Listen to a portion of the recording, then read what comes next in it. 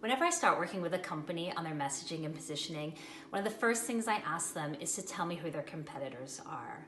And most of the time, they'll come back to me with a list of about 5 or 6 companies, other software companies or startups who are directly in their space selling exactly what they sell or something closely related. And these are the people that they consider their biggest competitors.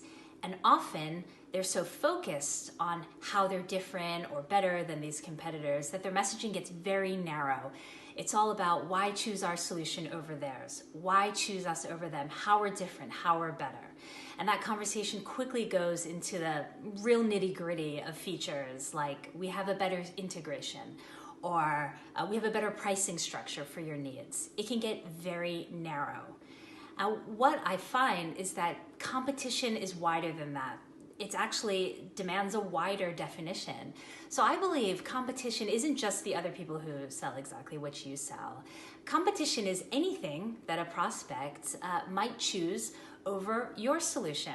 And it doesn't necessarily have to be another piece of software. For example, that could be an Excel spreadsheet. It's so common that prospects are just slapping together their own solution using spreadsheets. So that could be your biggest competitor, even though you're not selling a spreadsheet. Another competitor could be manual processes, right? We need a computer automation to do this. We just do it by hand. It's fine. And the third that I see a lot is inertia, not doing anything, loving the status quo. I'm weary of changing new software. I don't like change. We're just going to stick with how we've always done things. These 3 things are actually massive competitors, especially for startups bringing something new to market. And it's really important that you know how big of a competitor these other options are. So for example, I was working with this really cool SaaS company who was bringing this new pricing software to the hospitality industry. They offer really cool automation for managers that would save so much time and energy. And they assumed at the outset of our engagement that their biggest competitors were the other pricing software providers. But when I started talking to their ideal customers, their prospects, what I learned was that the other pricing software was not at all a huge competitor in the minds of their prospects. No, the biggest competitor was that they didn't really like the idea of automation. Even though it took a ton of time, they liked putting things in manually and being in control because it made them feel like they were in control. It made them feel like they could trust it and that they just like doing things by hand. And so this sticking to the status quo of doing things manually was the biggest competitor that this new SaaS company had to take on.